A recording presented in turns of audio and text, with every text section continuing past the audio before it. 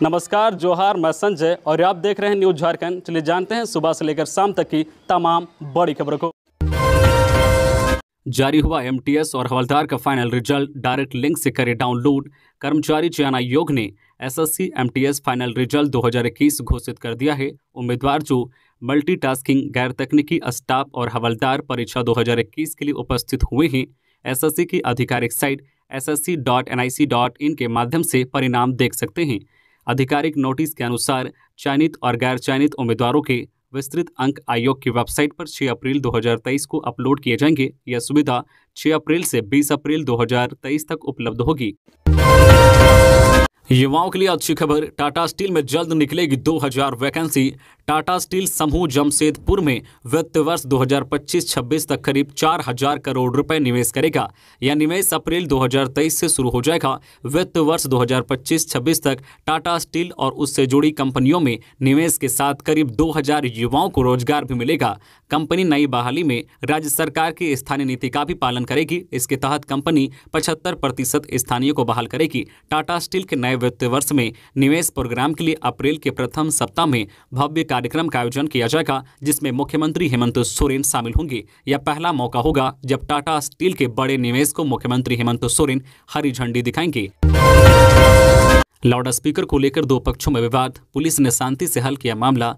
त्यौहार के मद्देनजर बेड़ों में कैंप कर रहे हैं अधिकारी। झारखंड में रामनवमी के मद्देनजर सुरक्षा के पुख्ता इंतजाम हैं। पुलिस पूरी तरह सतर्क है। इसी सतर्कता का लाभ मिला बेड़ों में। रांची जिले के बेड़ो थाना क्षेत्र के करांजी गांव में धार्मिक स्थलों पर बजने वाले लाउड स्पीकर को लेकर दो पक्षों के बीच विवाद हो गया। इससे पहले कि मामला बढ़ता, पुलिस ने दोनों पक्षों को सुलझाकर मामला हल कर लिया। ग्रामीण एसपी नौशाद आलम ने बताया कि धार्मिक स्थल से ध्वनि विस्तारक यंत्रों के बजाने के बाद दोनों पक्ष सड़क पर आमने सामने हो गए थे। पुलिस ने मोर्चा संभाला और मामले को शांतिपूर्वक खत्म कर दिया। स्थिति तनावपूर्ण है लेकिन नियंत्रण में है। डीएसपी रजत मनिक बाखला ने दोनों समुदायों से अपील की है कि वह किसी भी तरह की अफवाह पर ध्यान न दे। खबरों में आगे बढ़ने से पहले आपसे रिक्वेस्ट है कि अगर आप चैनल को सब्सक्राइब नहीं किए हैं तो प्लीज चैनल को सब्सक्राइब करके बेल आइकन प्रेस कर दे, जिससे आपको झारखंड की हर छोटी बड़ी खबर का अपडेट आप तक पहुंचता रहे। चलिए बढ़ते हैं खबरों की ओर। लातेहार में जंगली जानवर का हमला, महिला समेत 2 लोग जख्मी। तेंदुआ या बाघ होने की अफवाह। जिला के मनिका थाना क्षेत्र अंतर्गत कुमंडी जंगल में शनिवार सुबह जंगली जानवर ने हमला कर एक महिला समेत 2 ग्रामीणों को गंभीर रूप से घायल कर दिया। ग्रामीणों का दावा है कि हमला करने वाला जानवर बाघ जैसा दिख रहा था। कुछ ग्रामीण उसे तेंदुआ बता रहे हैं। फिलहाल दोनों का लातेहार अस्पताल में इलाज चल रहा है। शनिवार सुबह मनिका थाना क्षेत्र अंतर्गत जोबला गांव निवासी अरविंद उरांव और कुछ अन्य ग्रामीण जंगल में महुआ चुनने के लिए गए थे। इसी दौरान अचानक एक जंगली जानवर ने उन लोगों पर हमला कर दिया। जानवर ने सबसे पहले अरविंद उरांव पर हमला किया। अरविंद जोर जोर से चिल्लाने लगा और जानवर के चंगुल से छूटने का प्रयास करने लगा। इस दौरान वहां उपस्थित महुआ चुनने वाले कुछ अन्य ग्रामीण हल्ला मचाने लगे, जिसके बाद जंगली जानवर ने अरविंद को छोड़कर एक महिला संपतिया देवी पर हमला कर दिया। लेकिन वहां उपस्थित ग्रामीणों ने साहस का परिचय देते हुए हल्ला मचाया, जिससे जंगली जानवर वहां से भाग गया। इसके बाद ग्रामीणों की मदद से घायलों को मनिका अस्पताल पहुंचाया गया, जहां दोनों की स्थिति की गंभीरता को देखते हुए प्राथमिक इलाज के बाद दोनों को बेहतर इलाज के लिए रेफर कर दिया गया। इस घटना की सूचना मिलने के बाद वन विभाग की टीम भी ग्रामीणों से मिलने पहुंचे और उन्हें हर संभव मदद देने की बात कही है। गांव के लोगों और घायलों का दावा है कि हमला करने वाला जानवर बाघ जैसा दिख रहा था। ग्रामीण बताते हैं कि अगर जंगल में अन्य ग्रामीण नहीं होते तो स्थिति और भी गंभीर हो जाती। वहीं कई ग्रामीण उसे तेंदुआ बता रहे हैं। हालांकि वन विभाग का कहना है कि मामले की छानबीन की जा रही है। छानबीन के बाद यह स्पष्ट हो पाएगा कि हमला करने वाला जानवर बाघ है या कोई दूसरा जानवर है। झारखंड में उत्कृष्ट व मॉडल स्कूलों में शिक्षकों की अभी नहीं होगी बहाली, नियुक्ति पर लगी रोक। झारखंड के 80 उत्कृष्ट स्कूल ऑफ एक्सीलेंस और 325 प्रखंड स्तरीय मॉडल विद्यालयों में शिक्षकों की नियुक्ति पर फिलहाल रोक लगा दी गई है। झारखंड शिक्षा परियोजना इस संबंध में जल्द ही जिलों को दिशा निर्देश भेजेगा। विद्यालयों में लगभग 3000 शिक्षकों की नियुक्ति होनी है। इसके लिए जिला स्तर पर प्रक्रिया शुरू की गई थी। जिलों द्वारा नियुक्ति के लिए आवेदन भी आमंत्रित किया गया था। इस दौरान राज्य सरकार द्वारा जिला स्तरीय नियुक्ति में ईडब्ल्यूएस के आरक्षण को स्वीकृति दे दी गई। इसके बाद झारखंड शिक्षा परियोजना ने इस नियुक्ति को रोकने का निर्णय लिया है। अगले सप्ताह नए सिरे से नियुक्ति को लेकर दिशा निर्देश जारी किया जाएगा। विद्यालयों में कॉन्ट्रैक्ट के आधार पर शिक्षकों की नियुक्ति होनी है। +2 विद्यालयों के लिए 27,500 व हाई स्कूल के लिए 26,250 रुपये प्रति माह मानदेय निर्धारित किया गया है। टीएसपीसी के टॉप कमांडर रंजय सहित 5 नक्सली गिरफ्तार। पलामू पुलिस को प्रतिबंधित नक्सली संगठन तृतीय सम्मेलन प्रस्तुति कमेटी टीएसपीसी के खिलाफ बड़ी सफलता मिली है। पुलिस ने टीएसपीसी के टॉप कमांडर रंजय सहित 5 नक्सलियों को गिरफ्तार किया है। पलामू पुलिस के अधिकारी गिरफ्तार नक्सलियों से पूछताछ कर रहे हैं। बता दें कि गिरफ्तार नक्सलियों ने ही 21 मार्च को नावा बाजार थाना के कंडा घाटी में स्थित SKM 8 भट्टे में खड़े 5 वाहनों को आग के हवाले किया था। 21 मार्च रात 11 बजे 30 से 40 हथियारबंद उग्रवादी सत्यानंद मेहता के ईंट भट्टे में लेवी की मांग को लेकर पहुंचे थे। उग्रवादियों ने सबसे पहले मुंशी और ईंट भट्टे में कार्यरत मजदूरों को बंधक बनाया था, फिर वहां खड़े 5 ट्रैक्टरों को आग के हवाले कर दिया था। आग लगाने के बाद नक्सली ने मुंशी से कहा था कि मालिक को भेंट करने के लिए कह देना, हम लोग फिर आएंगे। रांची शहरवासी ध्यान दे, 33 घंटे के लिए ओवरब्रिज पर वाहनों की नो एंट्री, ये है वैकल्पिक रूट। रांची शहर में फ्लाईओवर का निर्माण प्रगति पर है। इसी के तहत रांची के मेन रोड स्थित ओवरब्रिज पर 33 घंटे के लिए वाहनों का परिचालन बंद रहेगा। इस दौरान मेकन से सिरमटोली के बीच फ्लाईओवर निर्माण कार्य कर रही कंपनी की ओर से लोड टेस्ट किया जाना है। इसी के कारण वाहनों का परिचालन इस रूट में नहीं हो पाएगी। इसके लिए वैकल्पिक मार्ग बनाया गया है। मेकन से सिरमटोली के बीच फ्लाईओवर निर्माण कार्य कर रही कंपनी की ओर से लोड टेस्ट करने के कारण राजेंद्र चौक से मेन रोड ओवरब्रिज के समीप रेडिसन चौक तक 33 घंटे के लिए रोड बंद कर दिया जाएगा। मिली जानकारी के अनुसार आज शनिवार 25 मार्च की रात 9 बजे से सोमवार 27 मार्च की सुबह 6 बजे तक मेन रोड ओवरब्रिज पर वाहनों का आवागमन नहीं हो पाएगा। हालांकि शहर वासियों की सहूलियत के लिए ट्रैफिक पुलिस ने वैकल्पिक मार्ग तय कर दिया है। वैकल्पिक मार्ग में मेन रोड सुजाता चौक की तरफ से राजेंद्र चौक की ओर जाने वाले सभी वाहन रेडिसन ब्लू होटल से होते हुए कड्रू ब्रिज के ऊपर से देवेंद्र मांझी चौक, राजेंद्र चौक होकर अपने गंतव्य तक जा सकेंगे। वहीं सुजाता चौक से मेन रोड ओवरब्रिज के नीचे जाने वाले वाहन ओवरब्रिज के नीचे जा सकते हैं और राजेंद्र चौक की तरफ से सुजाता चौक मेन रोड जाने वाले वाहन मेकन चौक, देवेंद्र मांझी चौक, कड्रू ओवरब्रिज के ऊपर के रास्ते रेडिसन ब्लू होकर अपने गंतव्य तक जा सकते हैं।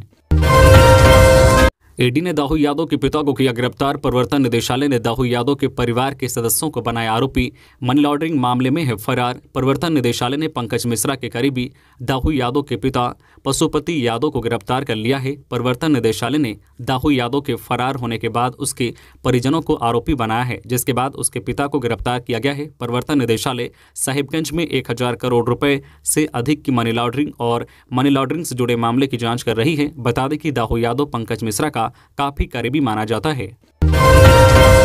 रामगढ़ के चितरपुर के छात्र ने नेत्रहीनों के लिए बनाई स्मार्ट छड़ी, ठोकर के 2 फीट पहले ही बजने लगेगा बजर। इनोवेशन सेंटर चितरपुर के छात्र मोहम्मद साद ने नेत्रहीन लोगों के लिए स्मार्ट स्टिक बनाया है। छात्र ने इस स्मार्ट स्टिक का निर्माण प्रोजेक्ट त्रिनेत्र के तहत किया है, जो नेत्रहीनों को रास्ता बताने में मदद करेगा। इतना ही नहीं, रास्ते में कहीं ठोकर हो तो वह भी इसमें लगे सेंसर की मदद से पता चल जाएगा। इस स्मार्ट छड़ी के बारे में छात्र ने बताया है कि इसके निर्माण में Arduino Uno, ultrasonic sensor, buzzer jumper wire, battery और स्टिक के लिए जो है PVC पाइप का उपयोग किया गया है। इस स्टिक को लेकर कोई नेत्रहीन चलता है तो उसे 2 फीट पहले ही किसी रुकावट, ठोकर या बाधा का पता चल जाएगा, क्योंकि बजर बजने लगेगा। इस तरह नेत्रहीन किसी से टकराने से बच जाएंगे। छात्र ने कहा है कि वह इसके लुक में सुधार कर बड़े पैमाने पर इस स्टिक का प्रोडक्शन करना चाहते हैं, ताकि इसका लाभ देश के नेत्रहीनों को मिल सके। जमशेदपुर में रामनवमी को लेकर केंद्रीय शांति समिति की होगी बैठक। रामनवमी को लेकर सिद्धगोड़ा टाउन हॉल में केंद्रीय शांति समिति की बैठक होगी। इसमें DC, SSP समेत सभी पुलिस और प्रशासनिक अधिकारी भाग लेंगे। बैठक में रामनवमी जुलूस, रूट समेत अन्य मुद्दों पर चर्चा होगी। धनबाद के मंगलम अपार्टमेंट में लगी आग, बड़ा हादसा होते होते बचा। अचानक जनरेटर में देर रात लग गई थी आग। धनबाद में बैंक मोड़ के पास मंगलम अपार्टमेंट में भीषण आग लगी। अचानक जनरेटर में आग लग गई, जिससे आग फैलने लगी। बिल्डिंग में रहने वाले लोगों ने सबसे पहले आग पर काबू पाने की कोशिश की। तुरंत इसकी सूचना अग्निशमन विभाग को भी दे दी गई। तकनीकी खराबी आने से आग लगी की घटना घट गई। घटनास्थल पर विधायक राज सिन्हा और थाना प्रभारी PK सिंह सहित कई अन्य लोग भी पहुंचे। हालांकि घटना में किसी तरह के जान माल के नुकसान की सूचना फिलहाल नहीं है। जनरेटर में लगी आग पर काबू पाना मुश्किल लग रहा था, लेकिन समय रहते इस पर अग्निशमन विभाग ने काबू पा लिया। कर्मचारियों को आग पर काबू पाते वक्त यह भी चिंता थी कि जनरेटर में तेल होगा, कहीं इस हादसे में यह फट ना जाए। अगर यह होता तो आग पर काबू पाना मुश्किल हो जाता। 27 को हटिया पुणे ट्रेन प्रभावित रहेंगी। मध्य रेलवे के अंतर्गत चिल्ती एवं पुनतांबा में नन इंटरलॉकिंग कार्य किया जाएगा। इस कारण ट्रेन संख्या 2284 हटिया पुणे एक्सप्रेस ट्रेन 27 मार्च को अपने निर्धारित मार्ग के स्थान पर परिवर्तित मार्ग नागपुर, बल्हार साह, सिकंदराबाद, वाड़ी, दोड्डे, पुणे होकर चलेगी। वही ट्रेन संख्या 22485 पुणे हटिया एक्सप्रेस ट्रेन 26 मार्च को अपने निर्धारित प्रस्थान समय सुबह 10:45 के स्थान पर 4 घंटे 40 मिनट विलंब से दोपहर 3:25 पर पुणे से प्रस्थान करेगी। वही ट्रेन संख्या 22485 पुणे हटिया एक्सप्रेस ट्रेन 29 मार्च को अपने निर्धारित प्रस्थान समय सुबह 10:45 के स्थान पर 7 घंटे 10 मिनट विलंब से शाम 5:55 पर पुणे से प्रस्थान करेगी।